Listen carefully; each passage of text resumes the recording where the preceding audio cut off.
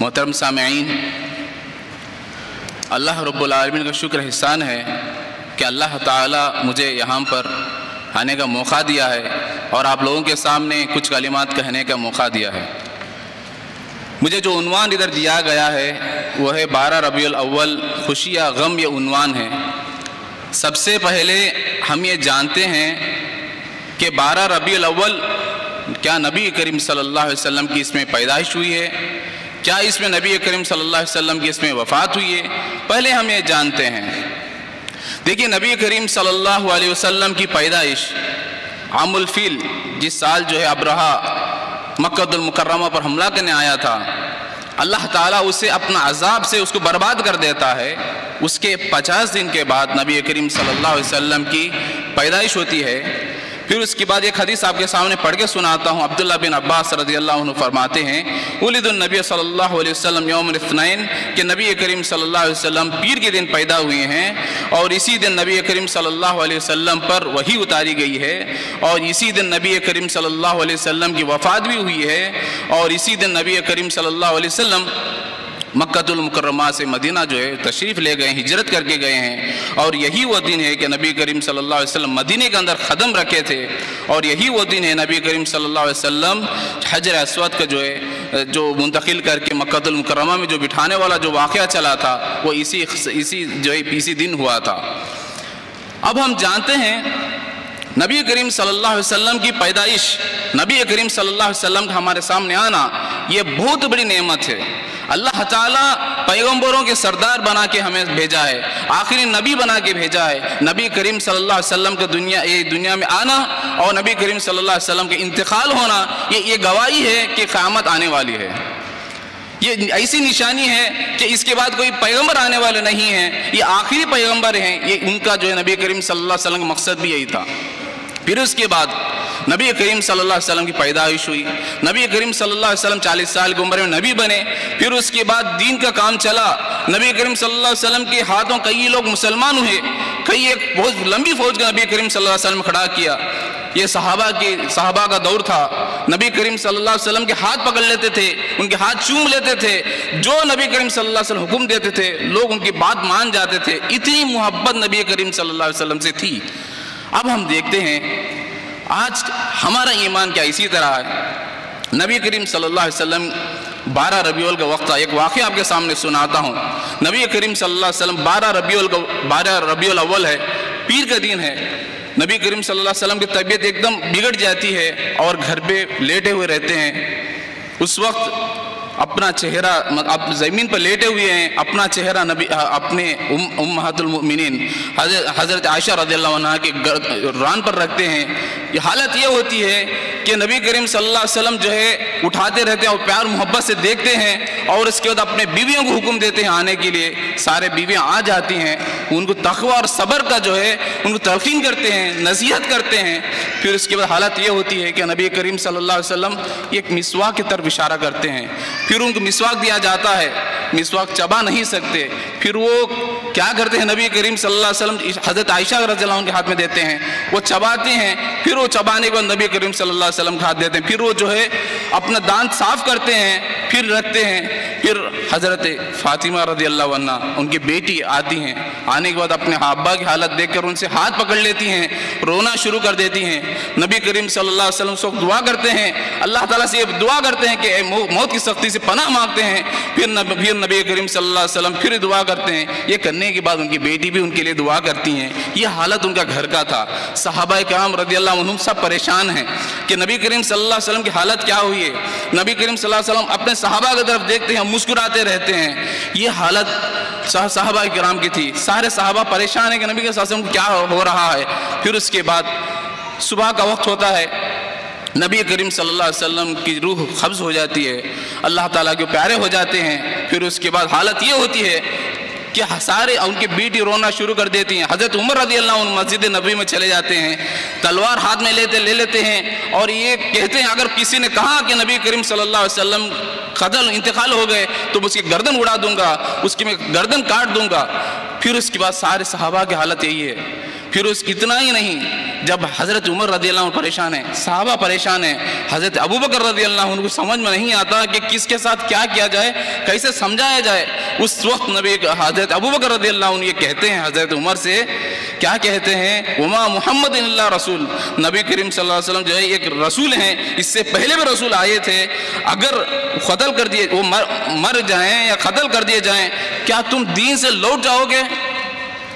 جو اپنے الٹے پیر جو لوٹ جاتا اللہ تعالیٰ کو اس کی کوئی ضرورت نہیں ہے، اور اللہ تعالیٰ ان قریب شاکرین کے لیے، شکر گزاروں کے لیے جو ہے بہترین بدلہ دینے والا ہے۔ یہ حالت تھی صحابہ کرام کی۔ حضرت بلال رضی اللہ عنہ کیا کرتے ہیں؟ حضرت بلال رضی اللہ عنہ دیوار سے لگ کے کھڑ جاتے ہیں، ان کے زبان سے الفاظ نہیں آتے، ظہر کا وقت ہوتا ہے، اذان کا وقت ہوتا ہے، ان کو اذان دینے کے لیے کہا جاتا ہے، حضرت بلال رضی اللہ عنہ راضی نہیں ہوتے، جب ان کو اذان دینے کے لیے بھیجا جاتا ہے، جب پھر اشہد ان محمد رسول اللہ کے پاس جاتے ہیں تو غشی طاری ہو جاتی ہے، بے ہوش گر جاتے ہیں۔ یہ حالت تھی صحابہ کرام کی۔ 12 ربیع الاول کے دن صحابہ ایسے نبی کریم صلی اللہ علیہ وسلم کی وفات پر جو ہے وہ اپنا غم کا اظہار، اپنا جو ہے تکلیف کا اظہار کر رہے تھے۔ آج ہم کیا کر رہے ہیں؟ 12 ربیع الاول کے دن کیا کر رہے ہیں؟ ہم جو ہے مٹھائیاں بانٹ رہے ہیں، قوالیاں گا رہے ہیں، جلوس نکال رہے ہیں۔ یہ ہماری بات ہے۔ نبی کریم صلی اللہ علیہ وسلم کی وفات پر سب سے پہلے کون خوش ہوا؟ شیطان خوش ہوا۔ کیا ہم ایسا تو نہیں کہ نبی کریم صلی اللہ علیہ وسلم کی وفات پر، پیدائش کے نام پر ہم ایسا تو نہیں کہ خوشیاں منا رہے ہیں؟ سوچنے والی بات ہے۔ کیا یہ طریقہ ہمارے صحابہ کا ہے؟ صحابہ کرام رضی اللہ عنہ نبی کریم صلی اللہ علیہ وسلم کی وفات پر پریشان تھے، اور نبی کریم صلی اللہ علیہ وسلم پر وفات پر اس لیے بھی پریشان تھے کہ اس کے بعد کبھی وحی آنے والی نہیں تھی، وحی کا سلسلہ ہمیشہ کے لیے بند ہو گیا ہے۔ اللہ اکبر۔ ہم اپنے طرف جھانکیں، کیا ہم بدعتوں طرف جا رہے ہیں؟ کیا ہم نبی کریم صلی اللہ علیہ وسلم کی مخالفت کر رہے ہیں؟ ایسی حالت میں اگر ہم کو کچھ سمجھ میں نہیں آتا کہ یہ طریقہ غلط ہے صحیح ہے، ہم کیسے کریں، کیسے رجوع کریں؟ ہم قرآن کی آیتوں کے حساب سے ہم دیکھ سکتے ہیں، 30 پارے پڑھ کر دیکھیں، قرآن کے 30 پارے پڑھ کر دیکھیں، معنی کے ساتھ پڑھ کر دیکھیں، آپ کو کہیں ایسا ثبوت نہیں ملے گا کہ ہم جو ہے کسی کی وفات پر ہو یا کسی کی انتقال پر جو ہے ہم جو ہے اس کو الگ طریقے سے خوشی منانا ہو، غم منانا ہو، ایسا کہیں بھی نہیں ہے۔ آپ کو میں 4 باتیں بتاتا ہوں۔ کبھی ہمارے اندر تنازعات آ جاتے ہیں مسلمانوں کے اندر، اس سے کیا ہوتا ہے؟ مسلمان کمزور ہو جاتے ہیں۔ سب سے پہلا جو نقصان کیا ہوتا ہے؟ ہم جو ہے کمزور ہو جاتے ہیں۔ جیسے اللہ رب العالمین کہتا ہے اطیعوا اللہ ورسول ولا تنازعوا فتفشلوا وتذهب ريحكم واصبروا ان اللہ مع الصابرین۔ اللہ تعالیٰ کی اور اس کے رسول کی اطاعت کرو، آپس میں تنازعات مت کرو، اس سے تم کمزور ہو جاؤ گے، آپ کی ہوا اکھڑ جائے گی۔ واصبروا، صبر کرو، ان اللہ مع الصابرین، اللہ تعالیٰ صبر کرنے والوں کے ساتھ ہے۔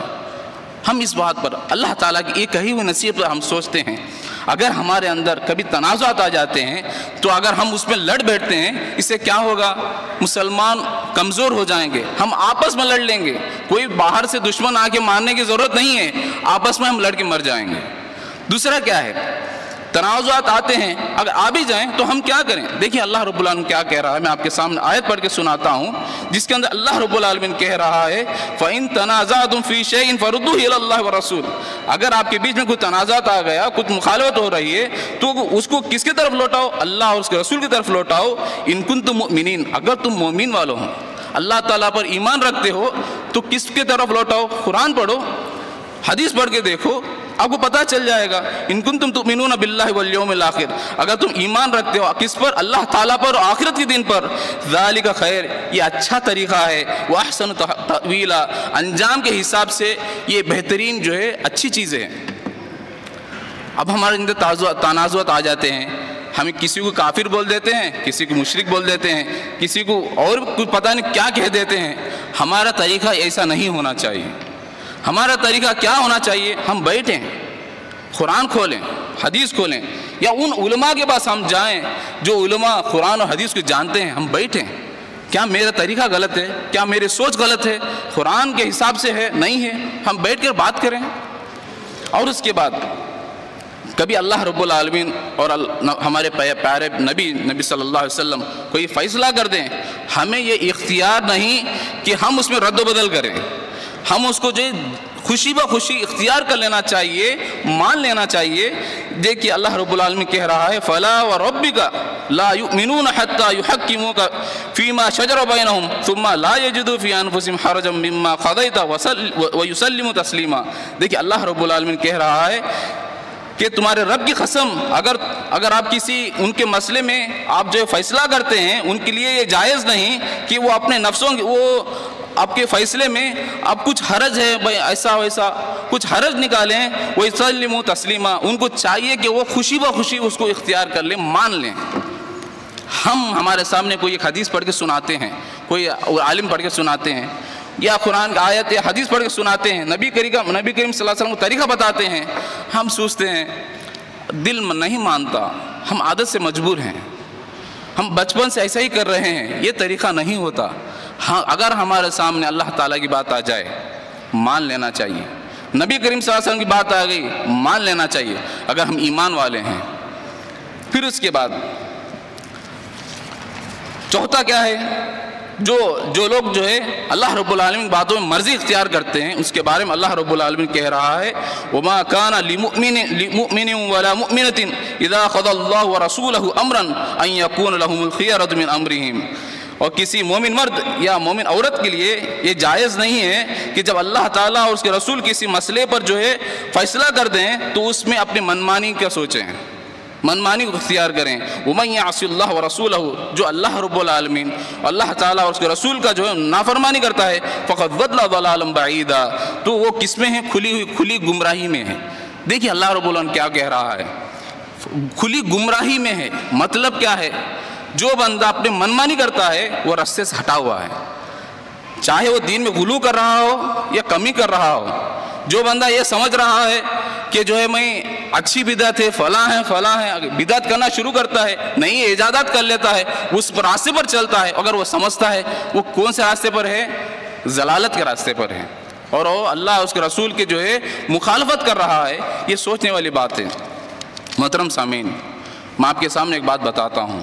نبی کریم صلی اللہ علیہ وسلم کے انتقال سے کچھ زمانہ پہلے نبی کریم صلی اللہ علیہ وسلم بہت سارے صحابہ کو نصیحتیں کرتے تھے، بہت سارے نصیحتیں کرتے تھے، اس لیے کہ نبی کریم صلی اللہ علیہ وسلم اس کے بعد اگلے سال نہیں رہیں گے، اس لیے بہت سارے نصیحتیں کرتے تھے۔ اس میں سے ایک نصیحت میں آپ لوگوں کے سامنے رکھنا پسند کرتا ہوں۔ دیکھیے اس میں نبی کریم صلی اللہ علیہ وسلم کہتے ہیں، صحابی اکرام کہتے ہیں وَعَزَنَ رسول اللہ صلی اللہ علیہ وسلم مَوْعِظَةً بَلِيغَةً وجلت منها القلوب وذرفت منها العیون۔ نبی کریم صحابی ارباز بن ساریہ کہتے ہیں کہ ہمیں نبی کریم صلی اللہ علیہ وسلم نے نصیحت کی، بہت جامع نصیحت، بہت بلاغت والے نصیحت کی، جس سے ہمارے دل جو ہے ڈر گئے اور ہمارے آنکھوں سے آنسو جاری ہو گئے۔ فقلنا، ہم نے کہا یا رسول اللہ یہ ایسی نصیحت لگ رہی ہے کہ جو ایک آخری نصیحت ہے، اس کے بعد ہمارے پاس نصیحت نہ ہونے والی نہیں ہے، ایسے لگ رہی ہے۔ فاوصینا، تو ہم نے کہا کہ ہمارے لیے کوئی نصیحت کر دیجئے۔ تو نبی کریم صلی اللہ علیہ وسلم کہتے ہیں، کیا کہتے ہیں؟ نصیحت کرتے ہوئے کہتے ہیں میں آپ لوگوں کو اللہ تعالیٰ کے ڈر کا اور اس کی سماع و اطاعت، اس کی باتوں کو سننے کا اور اس کی اطاعت کرنے کا حکم دیتا ہوں۔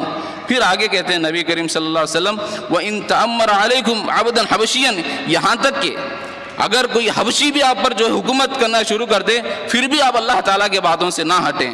پھر فَإِنَّهُ، اس لیے کہ میرے بعد آپ لوگ جو ہے بہت سارے جو ہے فتنوں کو دیکھو گے، اختلافات کو دیکھو گے، تو اس وقت آپ پہ کیا ضروری ہے؟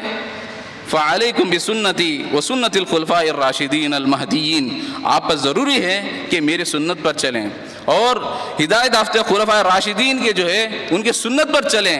وہ کیا کر رہے ہیں، جیسے زندگی گزارے ہیں ہم کو ایسا گزارنا چاہیے۔ پھر آگے نبی کریم صلی اللہ علیہ وسلم کہتے ہیں عَضُّوا عَلَيْهَا بِالنَّوَاجِذِ، اور اس سنت کو اپنے دانتوں سے پکڑ لیں۔ وَإِيَّاكُمْ، پھر اس کے بعد آخری نصیحت کرتے ہیں، آخری نصیحت کرتے ہیں جو آج کل زیادہ ہو چکے ہیں، وہ کہتے ہیں وَإِيَّاكُمْ مُحْدَثَاتُ الْأُمُورِ، دین کے اندر نئی چیزیں ایجاد کرنے سے آپ بچیے۔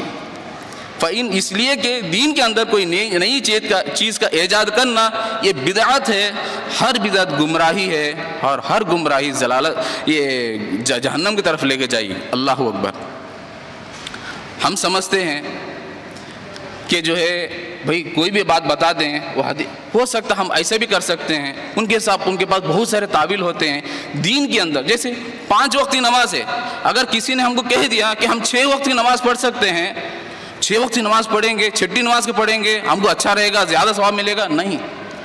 جتنا اللہ تعالیٰ نے ہمیں بتایا ہے اتنا ہی ہم کو عمل کرنا ہے، جتنا ہمارے نبی نے ہمیں بتایا ہے اتنا ہی ہم کو جو ہے ہم کو عمل کرنا ہے. کیوں؟ ایک حدیث میں نبی کریم صلی اللہ علیہ وسلم کہتے ہیں کہ یہود جو ہے 71 فرقوں میں بڑھ گئے، پھر اس کے بعد نصارہ کرسچنز کس میں 72 فرقوں میں بڑھ گئے، اور میری امت جو ہے 73 فرقوں میں بڑھ جائے گی. اس میں سے ایک ہی فرقہ ہوگا جو جہنم سے بچے گا. جب صحابہ پوچھتے ہیں وہ کون سا طریقہ ہے، وہ کون سا ہے جو میرے اور میرے صحابہ کے طریقے پر چلے گا. اللہ اکبر. اگر ہم دین میں زیادتی کرتے ہیں تو وہ فرقوں کے شکار ہو جائیں گے، ہم بھی یہود و نصارہ کے راستے پر چلے جائیں گے. اس سے ہم دور رہیں تاکہ ہم جنت جا سکیں. اگر ہم نئی دین میں نئی اجازت جو بھی چلتی ہیں، نبی کریم صلی اللہ علیہ وسلم 12 ربیع الاول کو جو ہم جلوس نکالتے ہیں، حالانکہ نبی کریم صلی اللہ علیہ وسلم ولادت پہ بھی اگر ہم کرتے ہیں، ولادت پہ نبی کریم صلی اللہ علیہ وسلم کی پیدائش ہمارے لیے بہت بڑی نعمت ہے. نبی صلی اللہ علیہ وسلم آئے تھے، اس کے بعد ہمیں دین بتائے ہیں، ہم مسلمان ہوئے ہیں وہ طریقے پہ چلتے ہوئے. لیکن اس کا مطلب یہ نہیں کہ ہم نبی کریم صلی اللہ علیہ وسلم کی پیدائش پر ہم قوالیاں گائیں، ہم جو ہے رسوم و رواجات نکالیں، ہم خوشیاں مٹھائیاں بانٹیں اور جو ہے جلوس نکالیں. یہ ہمارے لیے کہاں تک جائز ہے؟ یہ طریقہ بالکل غلط ہے. نبی کریم صلی اللہ علیہ وسلم کی ایک نصیحت تھی جو نبی کریم صلی اللہ علیہ وسلم کا ہمیں بتا کے گئے ہیں، سب سے بہترین زمانہ وہ میرا زمانہ ہے، پھر اس کے بعد آنے والوں کا، پھر اس کے بعد آنے والوں کا. ہم اب صحابہ کرام کو دیکھیں کہ صحابہ کرام رضی اللہ عنہم دین کو کیسے اپنائے تھے. اب صحابہ کرام کے پاس جو رضی اللہ عنہ مرضوا عنہ، ان کو وہ بھی اللہ سے راضی ہو گئے، اللہ بھی ان سے راضی ہو گیا. لیکن وہ لوگ بدعت تو نہیں کیے تھے. اگر وہ دین میں اگر اتنا آگے جانا چاہتے تو وہ بھی بدعت کرتے تھے، دین میں نئی اجازت کرتے تھے. کیوں نہیں کیے؟ جتنا اللہ رب العالمین نے بتایا ہے، جتنا ہمارے پیغمبر نے بتایا اتنے ہی راستے پر چلے ہیں اور اللہ تعالیٰ کو راضی کر بیٹھے ہیں. ہم کیوں راضی نہیں کر سکتے؟ ہم کیوں اپنے منمانی چلانا چاہتے ہیں؟ کچھ لوگ یہ کہتے ہیں کہ سارے رسومات جو بھی ہیں یہ اچھی بدعت ہے، ہم اس میں عمل کر سکتے ہیں، اس میں اچھی چیزیں ہیں.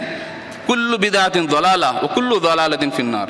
ہر بدعت جو ہے گمراہی ہے، اور گمراہی کدھر لے کے جائے گی؟ جہنم لے کے جائے گی. اللہ اکبر. کسی بھی یہ بات پہ ہم نہیں جائیں. کچھ لوگ یہ بھی کرتے ہیں، حجاج بن یوسف کے زمانے میں حجاج بن یوسف نے کیا کیا تھا کہ قرآن کے الفاظ پہ اعراب لگانے کا کام کروایا تھا. کیوں؟ اس کے زمانے میں بہت سے لوگ مسلمان ہو گئے تھے. مسلمان ہو جانے کے بعد قرآن پڑھنا تکلیف ہو رہا تھا. بہت سارے لوگ عرب پڑھ لیتے ہیں، ہم باہر کے لوگ ہیں، انڈین سے ادھر ہیں، پاکستان، ہمیں نہیں پڑھ سکتے، ایسے دوسرے لوگ بھی نہیں پڑھ سکتے. اس لیے ہمیں زیر زبر پیش کی ضرورت پڑتی ہے، اعراب کی ضرورت پڑتی ہے. یہ اس کو مسئلے کو سمجھتے ہوئے حجاج بن یوسف نے اس کا حکم دیا. تو لوگ کہتے ہیں کہ بھائی وہ بھی ایک اچھی بدعت تھی، وہ بھی ایک قسم کی بدعت ہے. بدعت نہیں ہے. پڑھنے کے لیے، قرآن پڑھانے کے لیے، آسانی کے لیے اس نے وہ کام کیا تھا. وہ کام بدعت میں کیسے آئے گا؟ بدعت وہ چیز ہے جس میں ہم نیکی سمجھ کر کچھ نیا کام ایجاد کریں. یہ وہ تو کام نہیں تھا. پھر اس کے بعد دیکھیے، ابھی ہمیں یہ سمجھنا چاہیے کہ 12 ربیع الاول کو ہم جو خوشیاں منا رہے ہیں، اس سے یہ پتہ چل گیا ہمیں کہ ہم اس کے اندر جلوس نہ نکالیں. یہ پیدائش نہیں ہے. یہ سب سے پہلی بات کیا ہے؟ پیدائش نہیں ہے. یہ جو ہے نبی کریم صلی اللہ علیہ وسلم کا انتقال کا دن ہے. اور انتقال نبی کریم صلی اللہ علیہ وسلم انتقال پہ کون سب سے زیادہ خوش ہوا تھا؟ شیطان خوش ہوا تھا. اگر ہم راستے پر چلتے ہیں تو مطلب ہم بھی شیطان کے راستے پر چل رہے ہیں. سوچنے والی بات ہے. تاریخی کتاب اٹھا کے دیکھ سکتے ہیں. کبھی صحابہ ایسے کام نہیں کیے ہیں. جو صحابہ نے نہیں کیا تو ہم کیوں کریں؟